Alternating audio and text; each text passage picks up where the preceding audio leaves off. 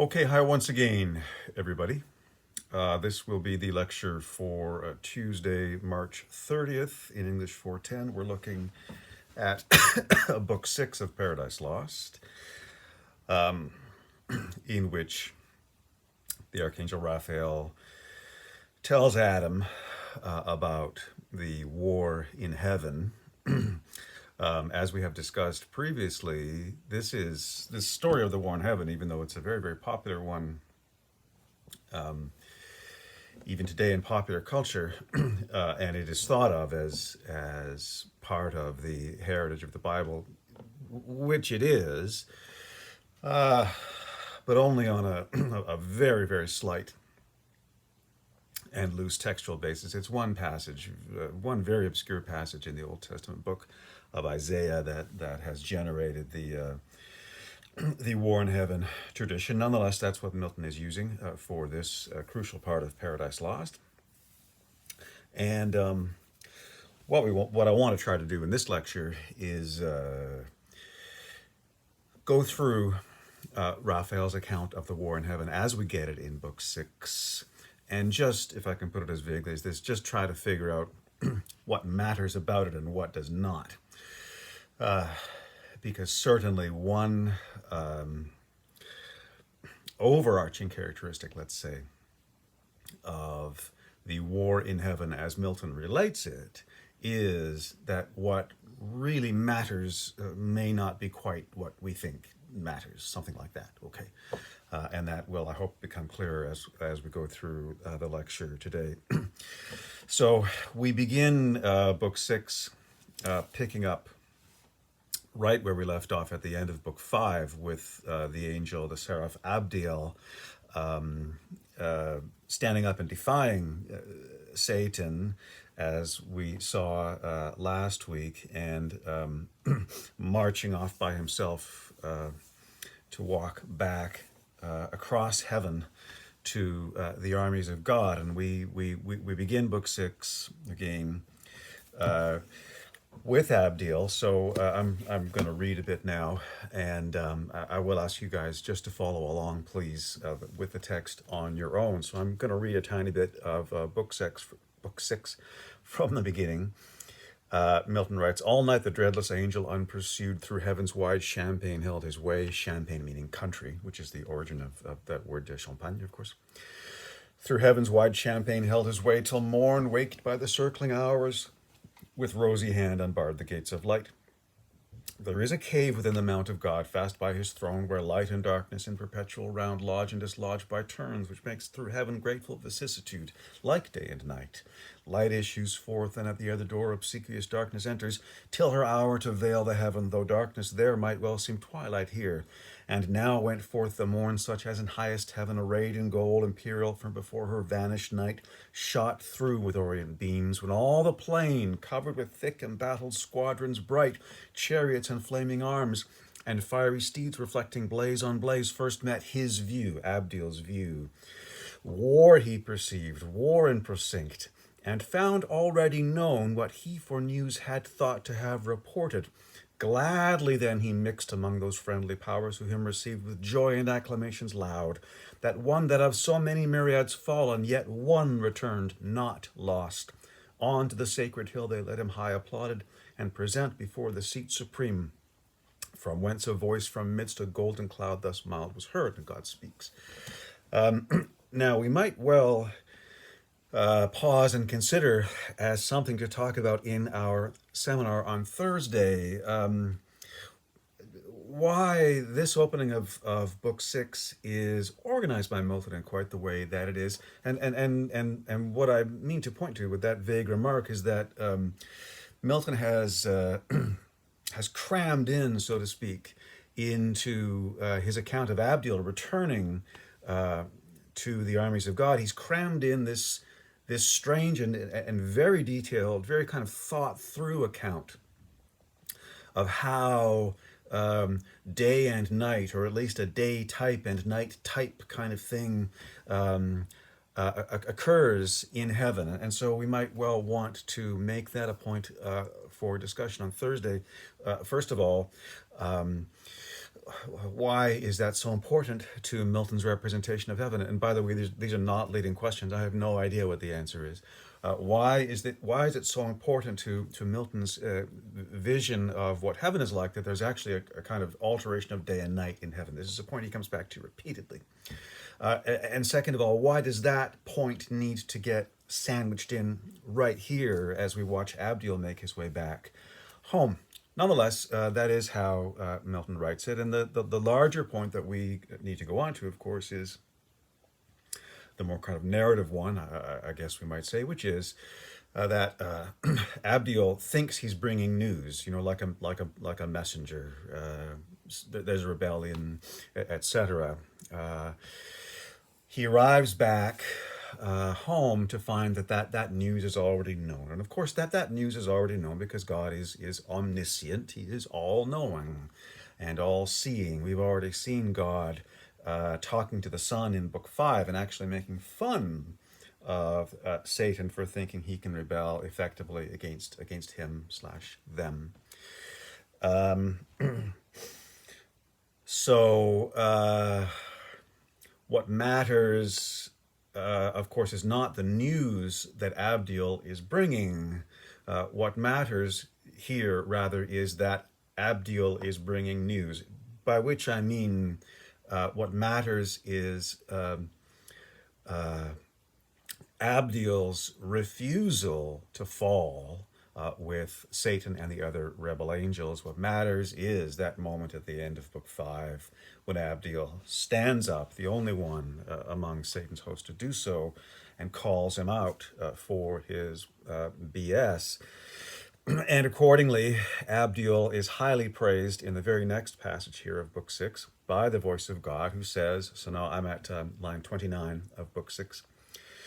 God says, "Servant of God, well done, well hast thou fought the better fight, who single hast maintained against revolted multitudes the cause of truth, in word mightier than they in arms.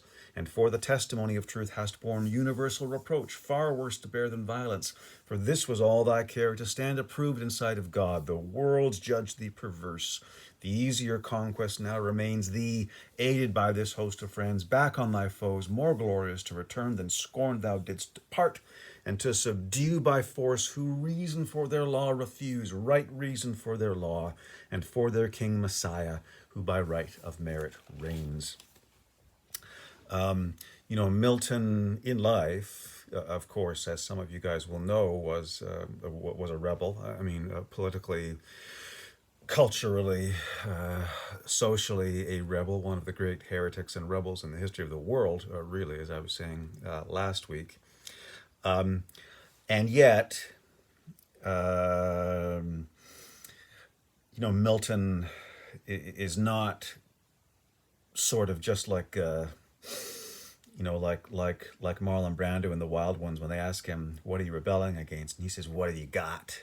A rebel like Milton is not quite that kind of, let's say, equal opportunity rebel. He rebels against what he considers to be unjust authority. And the other side of that is that Milton actually always asserts a kind of passionate obedience to what he considers to be just authority.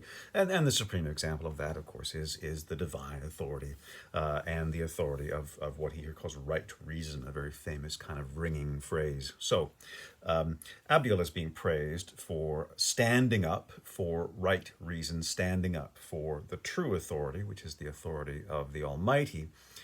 But to skate away a bit from that kind of homiletic point, something that we can underline and hold on to is simpler, actually. It is that Abdiel is being praised for standing. And we can even kind of highlight lines 35 to 36 in the passage that I just read, where God says, "This was all thy care, to stand approved in sight of God," to stand approved in sight of God. When Abdiel, with all of his fellow angels who form part of Satan's host, when he's sitting there on the ground listening to Satan deliver his blasphemous speech, every single one of those angels has, as it were, a choice to make in that moment, which is, do I sit or do I stand? Do I stay sitting and do nothing, or do I try to do something? Abdiel tries to do something. He stands up, and in a way that we can come back to and again discuss on Thursday, this simple, single, but decisive action of the will, the decision to stand, that is key to Milton's vision of the war in heaven, and his moral vision more generally, I think.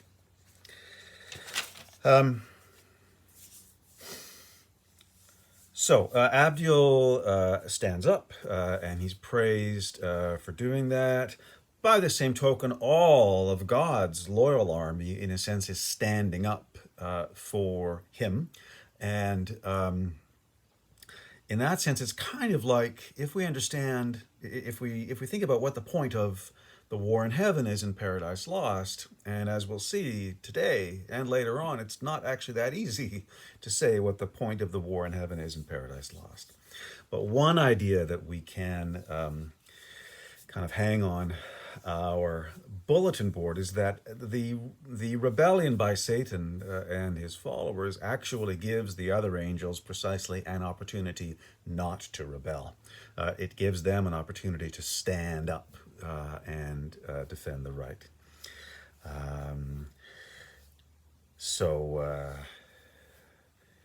it's kind of like the classic Clint Eastwood line, make my day. Satan and the rebel angels in some way have made their day, the loyal angels, giving them this opportunity to demonstrate their loyalty, their willingness to stand. As we go through Book 6, then God's army marches off to confront Satan's, and I'm looking now at, let's say, line 68 in Book 6, where Milton writes, "On they move indissolubly firm, nor obvious hill, nor straightening vale, nor wood, nor stream divides their perfect ranks. For high above the ground their march was, and the passive air upbore their nimble tread, as when the total kind of birds," blah, blah, blah, blah, blah, blah. So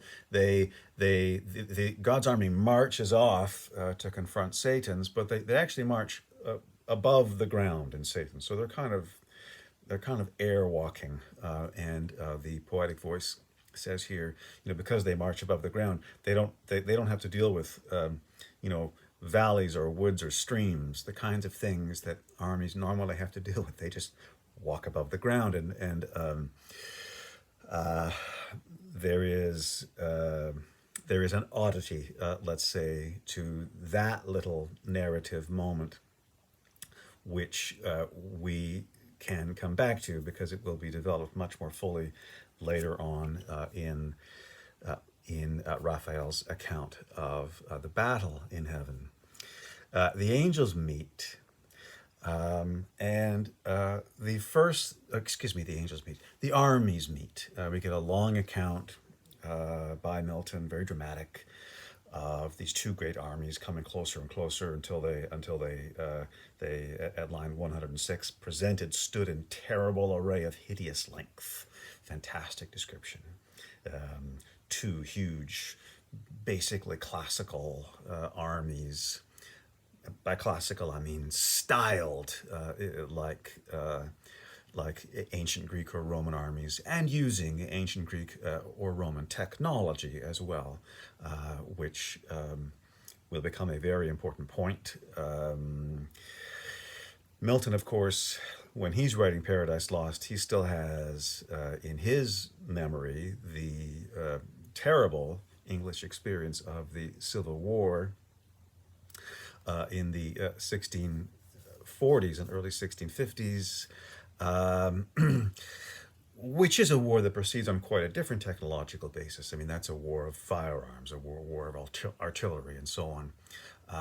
The war in heaven is imagined classically. It is a war of shields and swords and armor and spears and so on. So we are very much on Homer's Iliad or Virgil's Aeneid territory here. One very odd thing, which goes completely unremarked in Paradise Lost, but which we need to notice, I think, is that Raphael is telling Adam about the war in heaven, and Raphael prefaces this account of the war in heaven back in book 5, by saying to Adam something like, "Well, gosh, how am I going to explain to you what happened? What has happened? How am I going to explain Satan's fall for you?" "Well, I know. I'll tell you about the war in heaven." And I'm paraphrasing, of course, egregiously. But Raphael says something like, "I'm going to tell you about the war in heaven in terms that you can understand, Adam, okay?" One of many, and this I think is not often enough noticed about Raphael, one of many rather subtly, or perhaps even not very subtly, condescending moments in Raphael's discourse with Adam. Anyway, I'm going to tell you about the war in heaven in terms that you're going to be able to understand. And we're like, okay, that sounds fine. You're an archangel, and Adam's just Adam. But how can Adam possibly understand about swords, or shields, or for that matter, fighting, or any of this kind of non-paradisal stuff? Milton just completely ignores that whole issue, and yet it will become productive later on, as we'll see. Anyway, getting a bit tangled up here, as often happens when we're talking about Milton. I was starting to say, what first happens when these two bright armies meet? We get a fantastic description of the two armies coming face to face. We get, at the end of this description, a glimpse of Satan himself in full battle array at line 109, or 108 actually. Milton writes, "On the rough edge of battle ere it joined, Satan with vast and haughty strides advanced, came towering, armed in adamant and gold." So it's thrilling stuff. And yet, what first happens here is a little bit surprising, and we need to notice it carefully, I think. From line 111, Milton writes, "Abdiel," our friend Abdiel, "Abdiel that sight endured not where he stood among the mightiest, bent on highest deeds, and thus his own undaunted heart explores. O heaven, that such resemblance of the highest should yet remain where faith and realty remain not. Wherefore should not strength and might there fail where virtue fails, or weakest prove where boldest, though to sight unconquerable? His puissance trusting in the Almighty's aid, I mean to try, whose reason I have tried unsound and false. Nor is it aught but just that he who in debate of truth hath won should win in arms, in both disputes alike victor, though brutish that contest and foul when reason hath to deal with force. Yet so most reason is that reason overcome. So pondering, and from his armed peers forth stepping opposite, halfway he met his daring foe, Satan, at this prevention more incensed, and thus securely him defied. Proud art thou met," and Abiel goes on to call out Satan in a long and defiant speech. What has happened here? Well, the two armies have met, and the first thing that happens is not any actual conflict. The first thing that happens is a soliloquy by Abdiel. We can even say an inner monologue by Abdiel. We go into Abdiel's head and hear his thoughts in that little passage that I just read. And I'm going to suggest this is quite interesting and important, and something for us to think about and talk about some more, because this is, I think we'll find, the first time in Paradise Lost that anybody other than Satan talks to himself. Satan talks to himself a lot, and we began, in fact, our look at the poem at the beginning of Book 4 with Satan's long speech, which starts as a kind of apostrophe to the sun, the sun, the heavenly body, the sun, I mean. as you guys will recall. But then it kind of morphs into a very anguished and bizarre and painful, and at the same time kind of perversely comic inner monologue by Satan. um, and we are able, I think, to make an observation about this, which is not especially difficult, but is, I think, important. And it's this. So far, we've had Satan talking to himself in Paradise Lost, but what happens when Satan talks to himself is that we see sort of, we are made privy to the inner Satan, the real Satan, the Satan nobody else sees, and that's the true one. As I said, when we looked at that, it's very much a kind of behind blue eyes thing. No one knows what it's like to be the bad man, to be the sad man, all that stuff. But that's not the Satan that Satan shows. And in fact, in that book 4 soliloquy, he talks about that explicitly. He says, yeah, well, I guess I could even maybe repent. And God would probably forgive me. He probably would, because he's like that. But Satan says in that book 4 soliloquy, he says, but that word disdain forbids me. And all the, I'll paraphrase now, all the boasting that I've done for my guys, for my gang, I've got a rep to protect, and so I can't repent. So when we go inside Satan's head, what we see is precisely a different being from the one that we see on the outside. When we go inside Abdiel's head, it is exactly the opposite. We see the same being that we see on the outside. And in fact, I suppose narratively the effect is even a little bit boring, but I guess that's part of the point. We go into Abdiel's head and we hear inner Abdiel. Abdiel says, gee, I really don't like that guy. You know what I'm going to do? I'm going to call him out and I'm going to fight him. And then we come back out, and what does Abdiel do? He calls Satan's out and he fights him. So we're getting a reiteration of the same being, a mimetic relationship, let's say, between outer Abdiel and inner Abdiel. They do not look different, they look the same. And that again is the opposite of the way that satanic being seems to work, in which the outer being and the inner being are radically different. In any case, we then go forward to a physical confrontation between Satan and Abdiel. So Abdiel and Satan, they kind of both emerge into the space between these two armies, and they have a one-on-one confrontation. A confrontation that begins with a kind of trash talk. I'm going to clean your clock. No, I'm going to clean your clock. Very much actually like what happens in the commercialization of martial arts today, and that's been part of professional boxing and so on from the very beginning. There always has to be that that weigh-in, and the moment when the one fighter says what a mess he's going to make of the other fighter, and the other fighter says what a mess he's going to make of the first fighter, and so on. We're actually also working on a classical template here, and again, a classical epic template from Homer and Virgil, because what always happens in Homer and Virgil is that before any one of the great battles, individual champions emerge from the opposing armies. They call each other out and they fight. This is kind of the first act of a classical epic battle.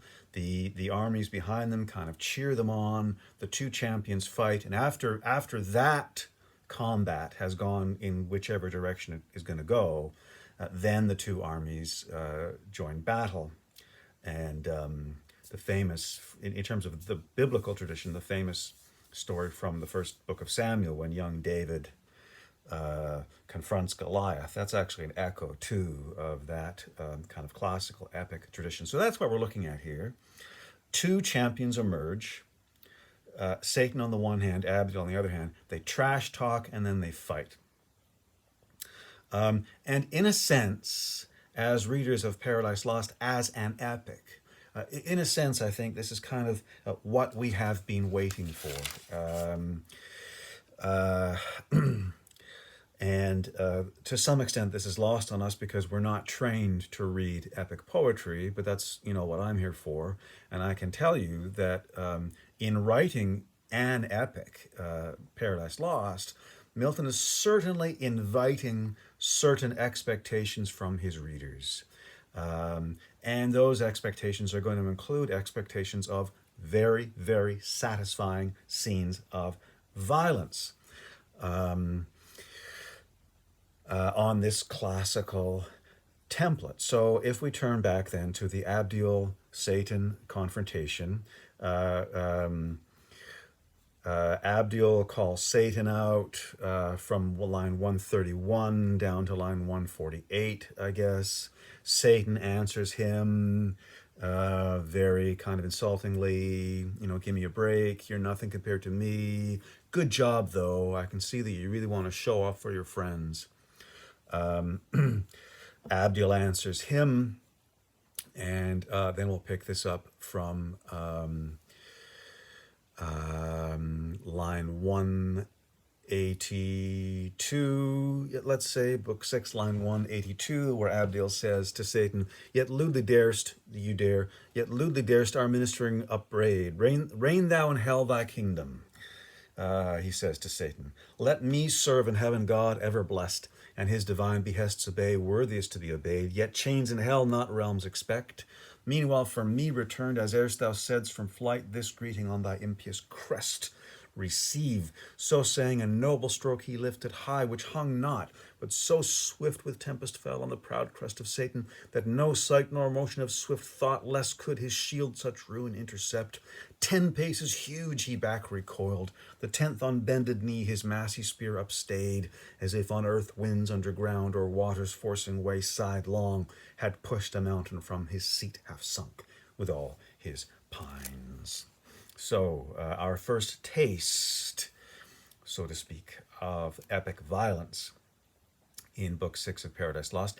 And there can be no doubt that on one level or in one way, that's pretty good stuff. That awesome scene of Abdiel suddenly and just tumultuously striking Satan on his helmet, his crest, with his sword, such that Satan is forced to recoil 10 paces back, and that magnificent description that Milton gives. Pretty good stuff.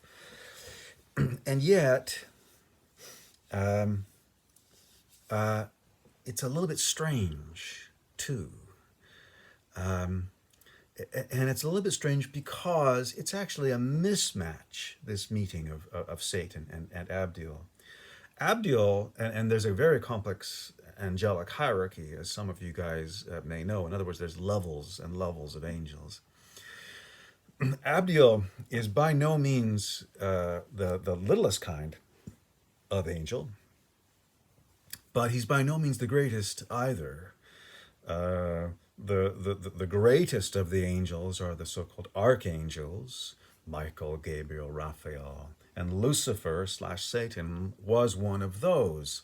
Abdiel's, yes, he stands among the mightiest, as Milton says, but he's by no means the kind of opposite number that a Satan might expect on the field of classical epic battle. And if we were to look back at our Homer and our Virgil, we will find that those guys manage these hierarchies very carefully. Not just anybody can fight with Achilles. Not just anybody can fight with Hector. And make it an interesting or an even match. No, Achilles has to fight with Hector, Hector with Achilles. Otherwise, it's a mismatch. And we have a kind of mismatch here between Satan and Abdiel. Moreover, and to make it even stranger, the mismatch then works in exactly the opposite way from what you might expect. Abdiel goes up bravely to confront Satan, and Satan seems to look at him and think, okay, well, great. You're on a suicide mission, kid. I respect that. As though the next thing that will happen will be Abdiel will he'll be wiped off the field of battle. But no, it works exactly the opposite way. It's actually a humiliation uh, that Abdiel delivers for Satan, and it's easy, right? It's one blow. And the poet says very carefully there, well, Abdiel swung his sword really quickly. Well, where do we think we are here? Uh, um, why isn't Satan prepared for that? So there's an odd outcome, I'm suggesting, to this first taste of epic violence that we get in book 6. Later on, and we go into a magnificent description of the battle for sure,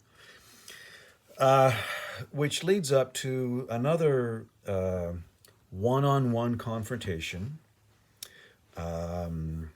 which this time seems more like a kind of even match. It's a confrontation between Satan and the archangel Michael. And Milton sets it up, let's say, from line 296. Just prior to this, Michael and Satan kind of see each other in the melee. They fight their way towards each other, very much in order to have this kind of one-on-one confrontation that is appropriate for them both. Then they trash talk again in long opposing speeches. And then Milton turns to his setup for the actual battle. So now I'm at line 296. Milton writes, they ended parle, and both addressed for fight unspeakable. For who, though with the tongue of angels, can relate her to what things liken on earth conspicuous, that may lift human imagination to such height of godlike power? For likest gods they seemed, stood there moved in stature, motion, arms fit to decide the empire of great heaven. Now waved their fiery swords, and in the air made horrid circles. Two broad suns their shields blazed opposite, while expectation stood in horror.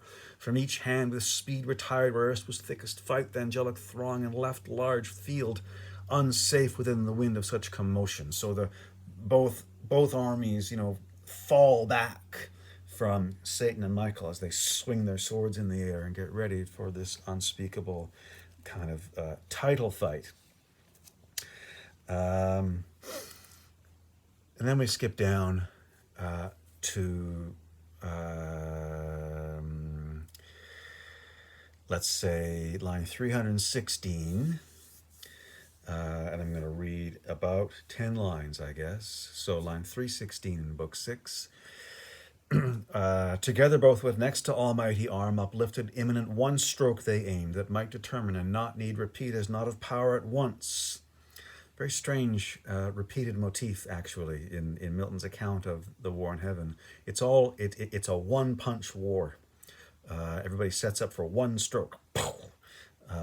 Anyway, one stroke they aimed, that might determine and not need repeat, as not of power at once, nor odds appeared in might or swift prevention. In other words, they seem very evenly matched. Nor odds appeared in might or swift prevention. But, and I'm at line 320 now, the sword of Michael from the armory of God was given him tempered so that neither keen nor solid might resist that edge. It met the sword of Satan with steep force to smite, descending in and half cut sheer, nor stayed, but with swift wheel reverse, deep entering, shared all his right side. Then Satan first knew pain, and writhed him to and fro convolved. So sore the griding sword with discontinuous wound passed through him. But the ethereal substance closed not long divisible, and from the gash a stream of nectarous humor issuing flowed sanguine, such as celestial spirits may bleed, and all his armor stained erewhile so bright. And I'm going to pause there. I read a bit more than I planned.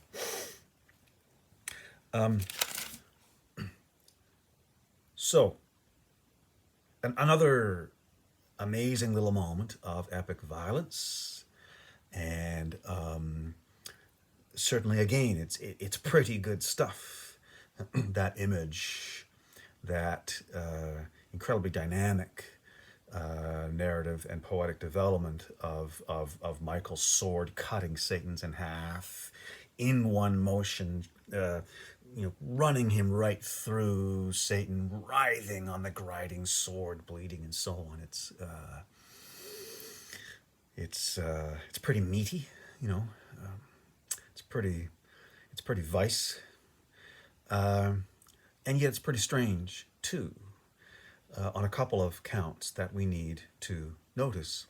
One of which is Michael, we are told here very carefully and explicitly, has an unfair advantage.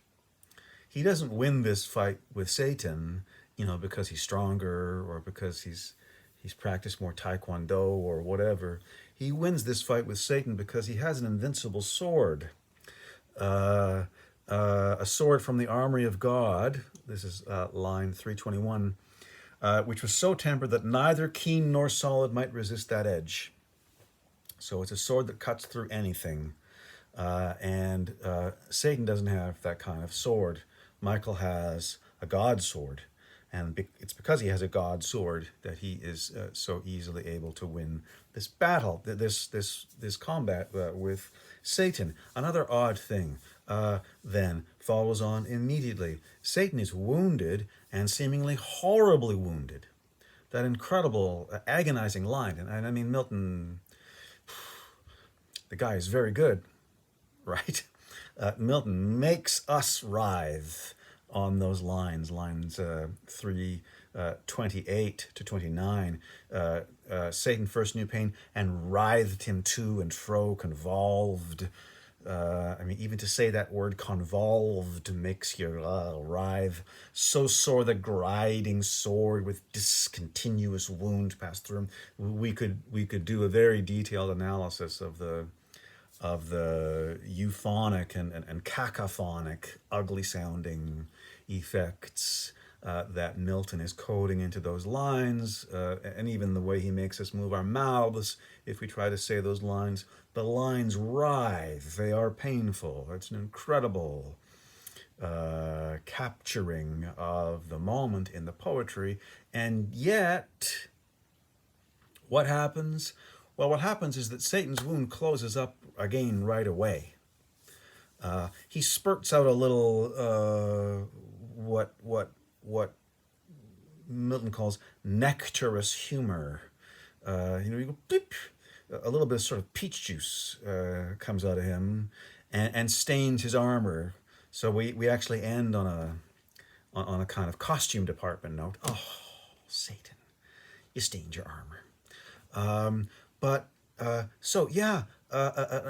awesome fight, but with an unfair advantage, a terrible wound, which closes up right away. And it closes up right away because, as we are being reminded here, angels don't really have bodies, okay? I mean, not like we have bodies. They have physical form, but as we have discussed previously, angels can change their physical form in whatever way they want. They're shapeshifters, and that's because their bodies are, to use a very 17th century word, their bodies are, so to speak, spiritus. So we are to imagine them as, kind of like Casper the Ghost. They're moving like clouds or holograms of angel stuff. And yeah, you can cut them, but it's like cutting smoke. There's not really anything there. And if these bodies are wounded, they just close up again. Satan and the rebel angels can experience pain, but as we learn, that is precisely a consequence of their rebellion. The loyal angels don't even experience that. So what's happening here in our experience, let's use that word, of reading the war in heaven as Milton represents it, is that our expectations of classical epic violence are being raised, and they're being raised very explicitly by Milton. But then those expectations are being played with. And I think we can even say those expectations are being very carefully disappointed. And let's pursue that point, or even try to sum up where we are with that point. for right now. So we're watching a battle which looks really really awesome. This battle between these two armies, punctuated by one-on-one combats such as that between Abiel and Satan and between Michael and Satan. We're looking at a battle, and yet it's a battle in which relative strength doesn't seem to matter very much. Abdiel is a much lesser power than Satan, and yet he's able to humiliate Satan in that initial confrontation. Satan and Michael are evenly matched, except they're not, because Michael has this unfair advantage. Satan has an unfair disadvantage because he can actually feel pain. And as Milton tells us explicitly a little bit later on, it's line 394. The whole satanic army actually is at an unfair disadvantage because they can now feel pain. The loyal angels don't actually feel any pain. So, if you're a part of God's loyal army in this battle, somebody can come up and, disembowel you or whatever. It doesn't hurt, and everything just goes. You heal immediately, maybe after losing a bit of that nectarous humor, that angelic peach juice. And finally, to round out our account of the battle so far, we are also carefully told that none of these beings actually can be killed. This is going back to line 344, again, just after Satan has been wounded by Michael. Milton writes at line 344, yet soon he healed, Satan, yet soon he healed, for spirits that live throughout, vital in every part, not as frail man, in entrails, heart, or head, liver, or reins, cannot but by annihilating die. Nor in their liquid texture mortal wound receive, no more than can the fluid air. All heart they live, all head, all eye, all ear, all intellect, all sense. And as they please, they limn themselves, and color, shape, or size assume, as likes them best, condense, or rare. Can't really be wounded, any shape they want. There's no such thing as an angel losing a body part, because any part of an angel can be his eye or his head or his liver or whatever, and they cannot actually be killed on this battlefield. So this is getting to be a very strange battle, and it actually gets even stranger. We can just round out this point if we skip down to line 572, I think it will be. Yes, and we can just introduce this little moment. After the first day of battle, or let me take one further step back. On the first day of battle, the rebel angels get their clocks absolutely cleaned by the loyal angels. Overnight, Satan invents cannon, like you do, in order to fight back on the second day. And so on the second day, the rebel angels arrive on the battlefield with this new device. And I'll pick it up again from line 572, where Raphael describes these things with which the loyal angels are confronted on the second day of battle. He says they saw a triple-mounted row of pillars laid on wheels, for like to pillars most they seemed, or hollowed bodies made of oak or fir with branches lopped, in wood or mountain filled. Brass, iron, stony mold, had not their mouths with hideous orifice gaped on us wide, portending hollow truce. At each behind a seraph stood, and in his hand a reed stood waving tipped with fire, while we suspense collected stood within our thoughts amused, not long, for sudden all at once their reeds put forth, and to a narrow vent applied with nicest touch. Immediate in a flame that soon obscured with smoke, all heaven appeared from those deep-throated engines belched, whose roar emboweled with outrageous noise the air, and all her entrails tore, disgorging foul their devilish glut, chained thunderbolts and hail of iron globes, which on the victor host levelled with such impetuous fury smote that whom they hit, none on their feet might stand, though standing else as rocks, but down they fell by thousands. Angel on archangel rolled. I'm at line 595 now. Angel on archangel rolled, the sooner for their arms, which means the loyal angels are knocked over more effectively or more quickly by these cannonballs and so on because of their arms, their armor. Okay? The sooner for their arms. Their armor causes them, and I'm belaboring this point, but you'll see why in a moment. Their armor causes them to be more damaged, to receive more damage from this cannon fire than they otherwise would have. Angel on archangel rolled, the sooner for their arms. Unarmed, they might have easily as spirits evaded swift by quick contraction or remove. But now foul dissipation followed and forced rout. So this is this is a battle. Satan invents cannon. This is a battle in which armor makes you more vulnerable. That's the point there. As Raphael says, if the loyal angels had not been wearing armor, well, when those cannonballs came scooting along, the loyal angels could have just zipped out of the way, or moved their bodies out of the way, like people dodging bullets in the Matrix film series, that kind of thing.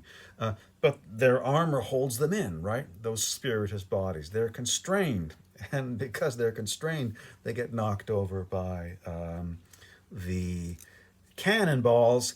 So, a battle where armor makes you more vulnerable. And the last point, I think, in this part of our look, in this aspect of our look at Book 6, a little bit later on, line 638, it'll be 637. So, on this day, the battle is going badly for the loyal angels. They're just getting knocked all over the place by this cannon fire.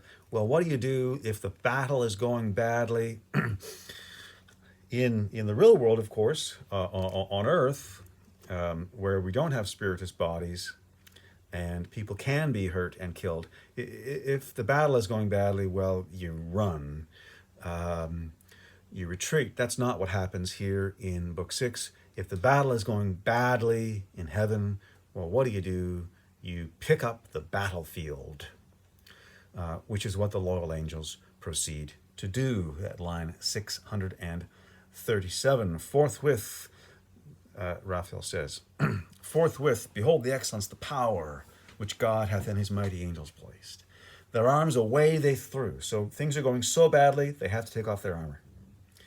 And throw away their weapons. Arms is a kind of catch-all term for both. Forthwith, behold the excellence, etc. Their arms away they threw, and to the hills, for earth hath this variety from heaven of pleasure, situated in hill and dale. Light as the lightning glimpse they ran, they flew. From their foundations loosening to and fro, they plucked the seated hills with all their load, rocks, waters, woods, and by the shaggy tops uplifting bore them in their hands. Amazed, be sure, and terror seized the rebel host, when coming towards them so dread they saw the bottom of the mountains upward turned, till on those cursed engines triple row they saw them whelmed, and all their confidence under the weight of mountains buried deep, themselves invaded next, and on their heads main promontories flung, which in the air came shadowing, and oppressed whole legions armed, their armor helped to their harm, crushed in and bruised into their substance pent, which wrought them pain implacable, and many a dolorous groan long struggling underneath, ere they could wind out of such prison those spirits of purest light.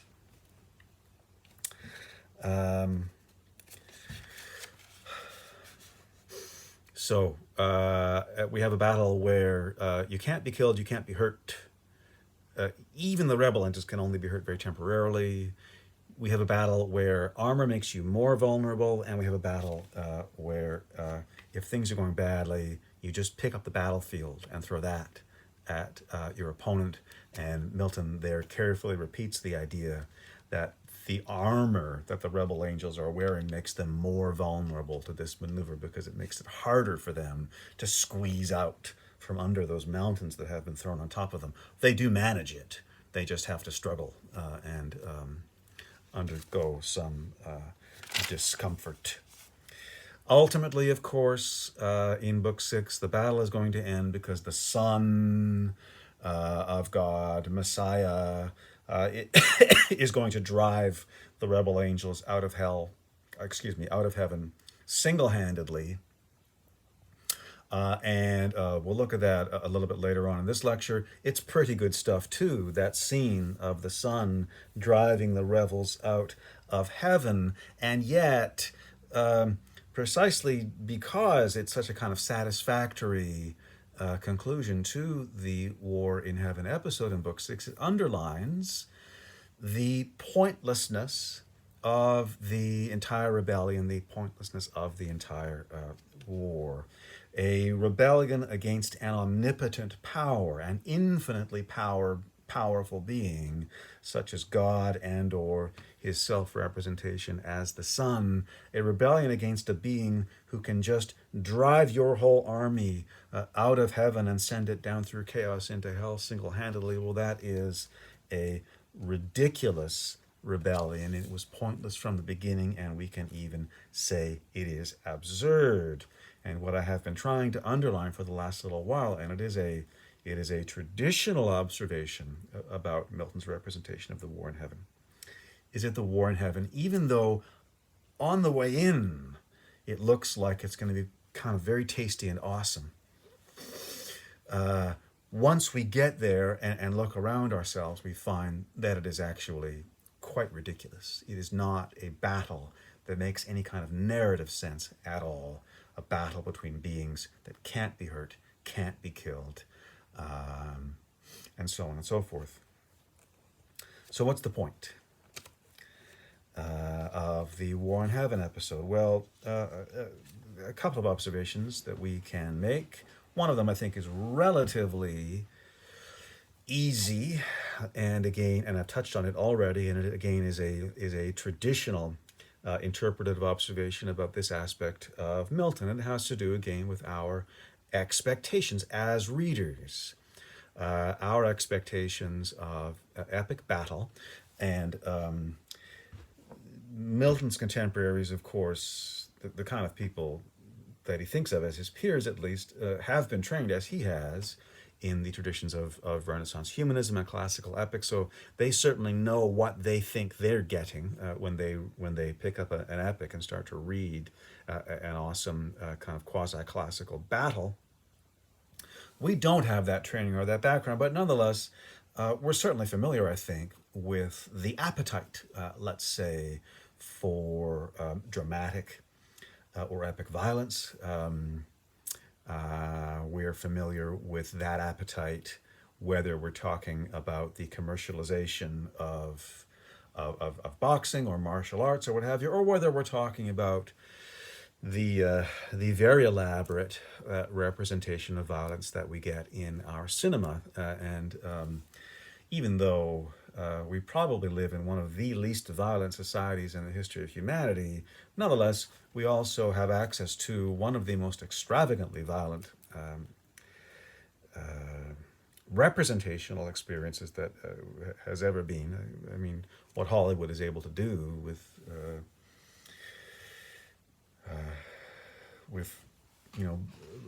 bodies and fists and sharp objects and horrors of all kinds is quite incredible now.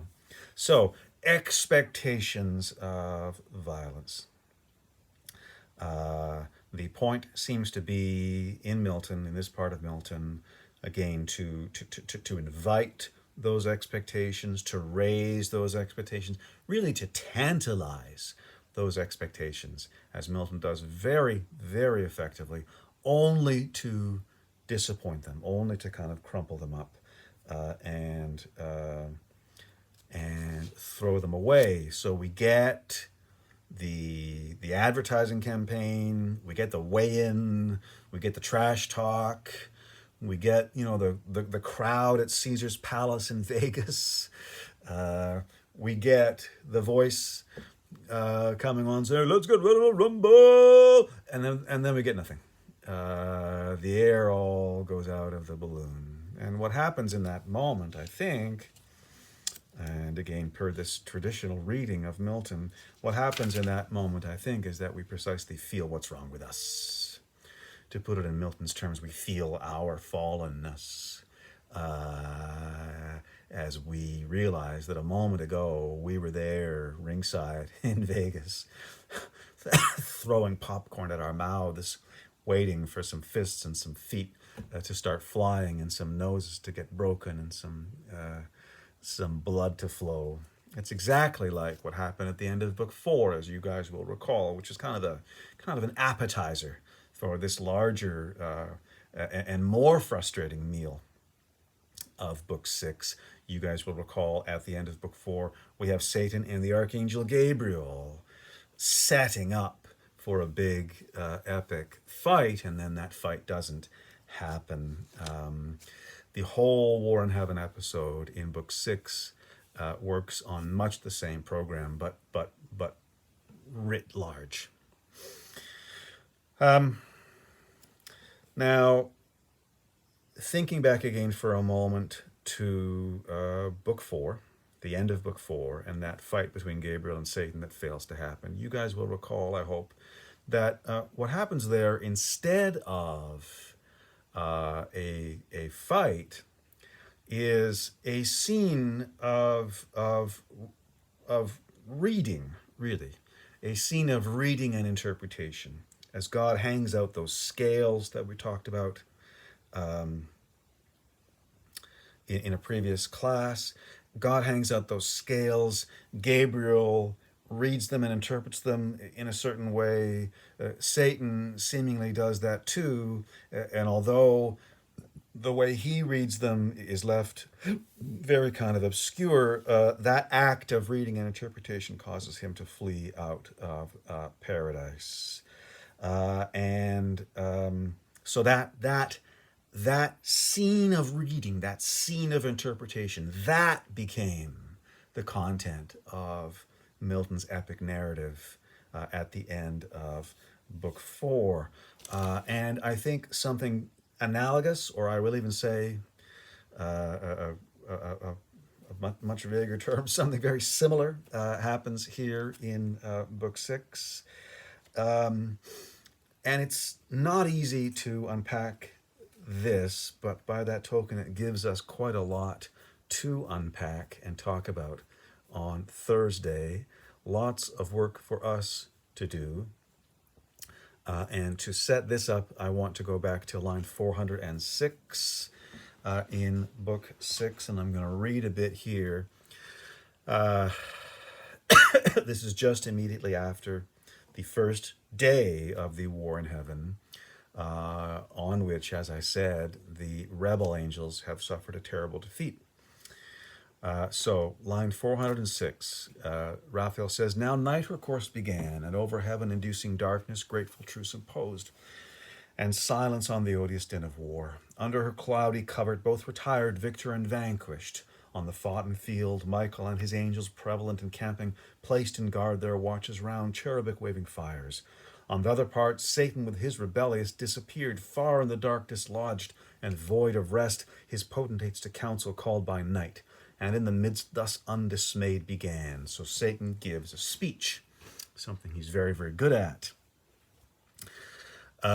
He says, "O now in danger tried, now known in arms not to be overpowered, companions dear, found worthy not of liberty alone, too mean pretense, but what we more affect, honor, dominion, glory, and renown, who have sustained one day in doubtful fight, and if one day, why not eternal days? What heaven's Lord hath powerful as to send against us from about his throne, and judge sufficient to subdue us to his will, but proves not so. Then fallible, it seems, of future we may deem him, though till now omniscient thought.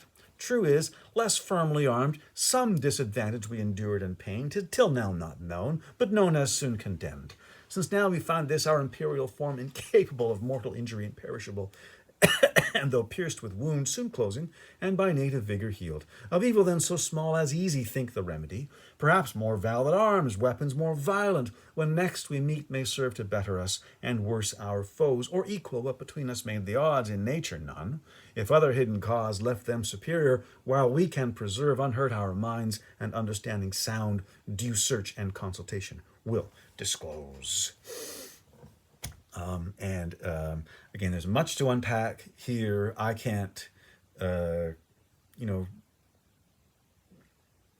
the puzzle completely right here, but let's just note a couple of the things that we want to talk about and work with and try to make some sense of. And one will have to do with satanic logic, as when he claims at line 423, 424, he makes this point, well, we just lasted one day in battle with Almighty God. Well, if we can take him for a day, why can't we take him forever? There is a strictly logical claim there, I think probably a logical fallacy, which it is left for us to identify and articulate. And if we do that, I think we learn something important about Milton's idea about this being Satan. Another thing for us to point to and talk about and try to unpack is going to have to do with Satan's, let's say, interpretative tendencies. His side has just suffered a humiliating defeat in the first day of the war in heaven. They have retreated ignominiously, licking their wounds. Satan's response to that state of affairs at the beginning of this speech that I just read is basically to say, this is great, you guys. This is awesome. That's his interpretative response to the data of the first day, to the text of that first day, we might say. And I don't want to do it here, but I think that we will be able to make some really useful observations about what kind of reader, so to speak, Satan is vis-a-vis that text of the first day. What kind of interpretation of that data, that text, he advances. And a couple more, again, very, very tricky, tasty, difficult, fascinating issues emerge for us to think about some more in this last part of Book 6. After Satan's speech, we get a reply by a rebel angel called Nisroch. Great name, as I have been saying for 20 years. There needs to be a very, very dark heavy metal band called Nisroch. I don't think there is one, but there should be one. Nisroch stands up and makes a speech where, basically he says, well, boss, we're with you, but pain sucks, okay? We don't like this. And I'll read the end of Nisroch's speech at line 464. Nisroch says, he who therefore can invent with what more forcible we may offend our yet unwounded enemies, or arm ourselves with like defense, to me deserves no less than for deliverance what we owe. And there's certainly I think we can hear a subtle challenge to Satan's authority there.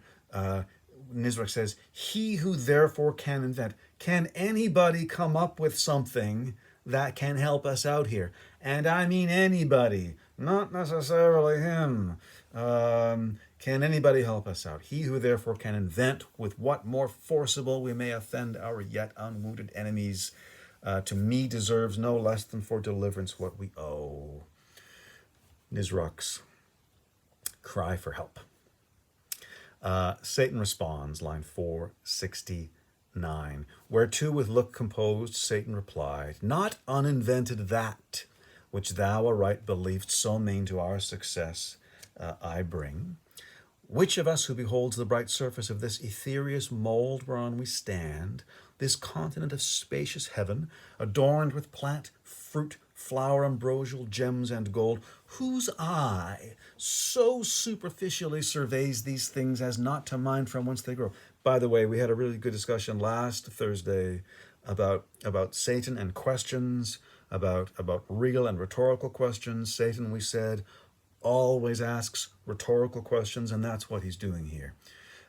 He's asking, I'll just paraphrase, he's asking, which of us has never looked around heaven, which is all so pretty and stuff, adorned with plant, fruit, flower, ambrosial, gems, and gold. Which of us has never been looking around at these beautiful plains of heaven and thought, I bet there's some really nasty, dark stuff down there if we could just dig under these flowers?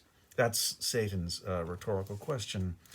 So I'll pick it up again from line 476. Whose eye so superficially surveys these things as not to mind from whence they grow deep underground, materials dark and crude, of spirituous and fiery spume, till touched with heaven's ray, and tempered they shoot forth so beauteous, opening to the ambient light.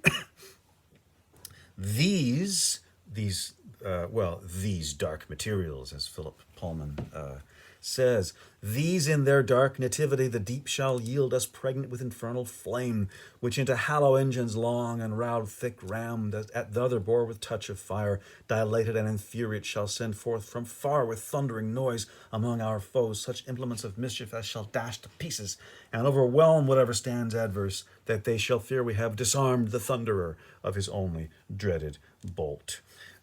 That's Satan's response to Nisroch. That's Satan's solution, he thinks, to the defeat they've suffered on the first day. That's the invention of canon. That's what Satan just did there. And there again is much for us to unpack in Satan's invention of canon. It's very difficult, it's very tantalizing, but there's two elements, I think, in general, that we can point to as crucial to what Satan does here, the invention of canon. One being a notion of discovery, okay? Finding what's hidden, digging down under the surface. And in fact, in the speech that I read, Satan basically makes fun of people who so superficially survey the beauty of heaven as not to think about what's under that surface. People who are just taking in the beauty of heaven, they're superficial, Satan says. They're dumb. They're not deep thinkers, literally or figuratively. So one element of what Satan does here is this emphasis on, or even invention of, a notion of discovery. The notion that under the surface of things, there's entirely different kinds of things. And those under the surface things are going to be more powerful, more probative, more important than the things that we find on the surface. So a notion of discovery is advanced by Satan here as innovative, as something that he brings to the table, so to speak. And this notion of discovery is then connected in some way to a notion of technology. As from that discovery of those dark materials, Satan invents this new tool, this new object, canon, which, as we have already said,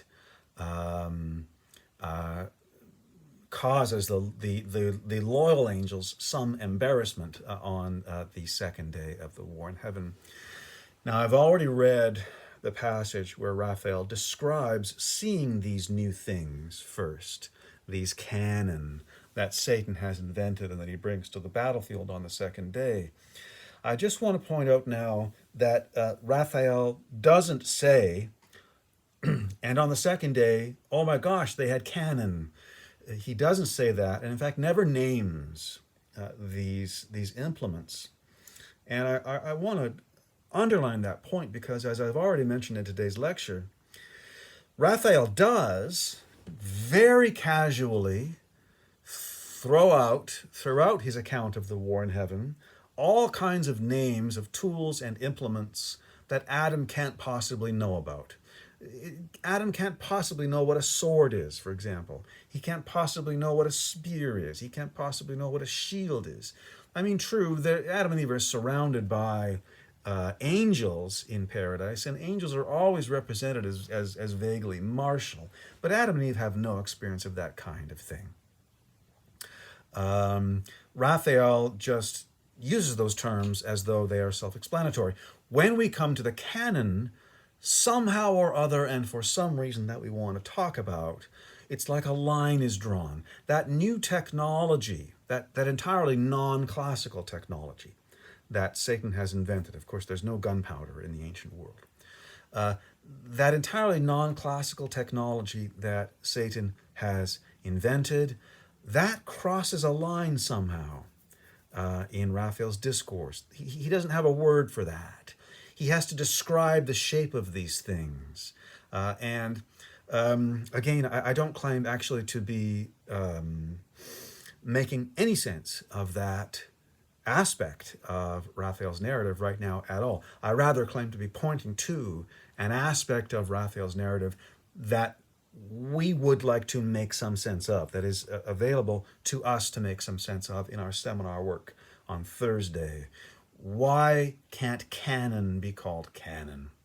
Why does that new technology put us in new territory of unintelligibility? And in any case, as I said,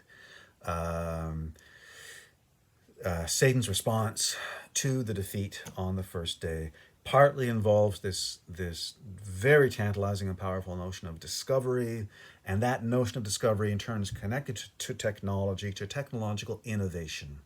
That's something for us to talk about some more. Okay, to wrap up this lecture, let's just talk about some closing motifs of the war in heaven, because they will give us some more questions to consider when we meet later this week. I want to turn to line 801 in Book 6. This is where the Son, God and the Son are watching this battle unfold, and finally they say to each other, "Okay, time to end it." And the Son goes forth to end it, and he arrives in this chariot of paternal deity. He arrives at the front, so to speak, and he addresses the army of loyal angels in a magnificent speech at line 801, using again that key Miltonic moral term, stand still in bright array, ye saints. Here stand, ye angels, armed this day from battle rest.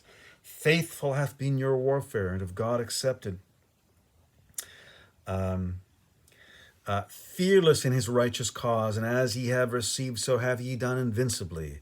But of this cursed crew the punishment to other hand belongs. Vengeance is his, God's, or whose he sole appoints. Number to this day's work is not ordained, nor multitude. Stand only and behold God's indignation on these godless poured by me. That line, that incredible, utterly Miltonic line, line 809 to 10. Number to this day's work is not ordained, nor multitude. That is like a 1.5 line summary of the absurdity, the pointlessness, the nonsensicality of the war in heaven.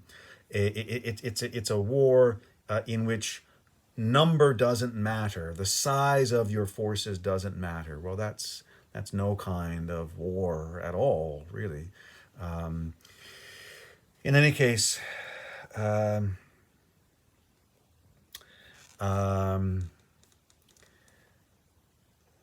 Sorry, I have another reference in my notes and I can't remember why it's there. Let me just check. Okay, we'll come back to that. Right. Okay. To wrap up then, the Son then goes forward to drive the rebel angels out of heaven. And I do want to look with you at the passage in which he does that, the very careful and certainly very powerful and beautiful description that Milton gives of the Son driving the rebel angels out of heaven. God and the Son, as I was saying a moment ago, they're kicking back, watching the war, and after the second day, they say to each other, "Okay, time to end it." But they don't, just go stop, and they don't just flick a switch. They don't just wave a hand or anything like that. No, the Son actually has to ride out in this classically modeled chariot and chase the rebel angels out of heaven. And we get, again, a very careful description from line 824, of exactly how he does that. So, 824, the Son has just finished talking to the loyal army, and now he turns to chase the rebels out of heaven. Raphael says, "So spake the Son, and into terror changed his countenance, too severe to be beheld, and full of wrath bent on his enemies. At once the fourfold angels that kind of grow out of this chariot of paternal deity. At once the four spread out their starry wings with dreadful shade contiguous, and the orbs of his fierce chariot rolled, as with the sound of torrent floods or of a numerous host. He on his impious foes right onward drove, gloomy as night. Under his burning wheels the steadfast empyrean shook throughout, all but the throne itself of God. Full soon among them he arrived, in his right hand grasping 10,000 thunders, which he sent before him, such as in their souls infixed plagues. They astonished all resistance, lost all courage. Down their idle weapons dropped, o'er shields and helmed heads he rode, of thrones and mighty seraphim prostrate, that wished the mountains now might be again thrown on them, as a shelter from his ire. Nor less on either side tempestuous fell his arrows, from the fourfold visaged four, distinct with eyes, and from the living wheels, distinct alike with multitude of eyes. One spirit in them ruled, and every eye glared lightning, and shot forth pernicious fire among the cursed, that withered all their strength, and of their wonted vigor left them drained, exhausted, spiritless, afflicted, fallen. An incredible passage, to be sure. But what I want to draw our attention to, and this is, believe me, a real, not a rhetorical question, which is coming up. What I want to draw our attention to is those eyes. The Son seemingly drives the rebel angels out of heaven with his gaze above all. I mean, there's other stuff happening too. There's plagues and there's arrows and stuff, but they're shooting out of those eyes. That incredible passage, the living wheels of his chariot are distinct alike with multitude of eyes. One spirit in them rolled, and every eye glared lightning. It's eye beams that drive the rebel angels out of heaven. It is the countenance of the Son, with those eyes burning out of it, that actually does the work. And if we just go back very briefly to line 680, where God and the Son again decide to end it, God turns to the Son at 680, and he says, "Effulgence of my glory, Son beloved, Son in whose face invisible is beheld visibly what by deity I am, and in whose hand what by decree I do. Second omnipotence, 2 days are past, 2 days as we compute the days of heaven, since Michael and his powers went forth to tame these disobedient. Sore hath been their fight, as likely as was, etc., etc." And then I'm going to skip down to line 700 and 19, God has finished his speech. Raphael comments, he said, and on his Son with rays direct shone full. He all his Father full expressed, ineffably into his face received. And thus the filial Godhead answering spake. So, for some reason that I would like us to talk about, we get a tremendous emphasis here at the end of Book 6, the end of the War in Heaven episode, on the face of God, the divine countenance, the divine gaze. And that last little bit I read, it's even as though God looking on the Son, gazing on the Son, is like charging him with rays direct. He all his Father full expressed ineffably into his face receives. So it's as if the Son is like glowing with these God rays, these Father rays that are being directed toward him, and then he goes on to pass on those God rays, those those eyes beaming out of his countenance, thereby driving the rebel angels out of heaven. So this is my question that I want to ask and end this lecture with. And again, it is a real question for us to consider on Thursday. In the end, the war in heaven, of course, is not resolved by any kind of martial means, because those means are actually irrelevant for all of the reasons that we have been discussing in this lecture. And it certainly remains for us to ask or explore more fully what then the point can be of a pointless war. We've talked about the way in which the war in heaven raises and then dashes our expectations, and I think that's very important, but I don't think that can be the whole answer to the question either. How does it serve the world of heaven itself to have this pointless war? But this other question that I want to ask and end with is, why does it end this way exactly?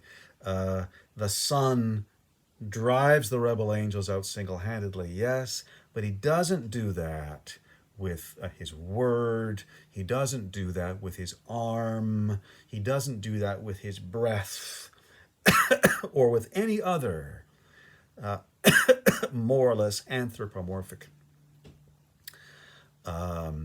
visions or aspects of the divine that we'll get in this or that corner of the biblical tradition. No, the Son at the end of Paradise Lost, Book 6, drives the rebel angels out of heaven with his eyes. And I don't know why that is so, and I would like to know why. So let's talk about that on Thursday, okay? Okay, I'm going to wrap up and stop this lecture there. Thank you very, very much for watching. As always, we have lots to talk about, I think. I just want to mention in closing that we are also, of course, as you know, hoping to talk about Book 7 of Paradise Lost this week. And as I said in my Canvas message, that's not totally crazy, because most of Book 7 does not actually give us a lot of intellectual heavy lifting. It's just very, very beautiful, very memorable, very very triumphant, let's say. The one exception to that rule is the first 100 lines or so of Book 7, which do involve some difficult bits. And so I would ask that you make sure that you have read those too before we talk on Thursday. Okay? But for now, with the rebel angels falling out of heaven and felt tenfold confusion in their fall through his wild anarchy. With that, we'll stop for now. Okay? Thank you very much, guys. I will see you on Thursday.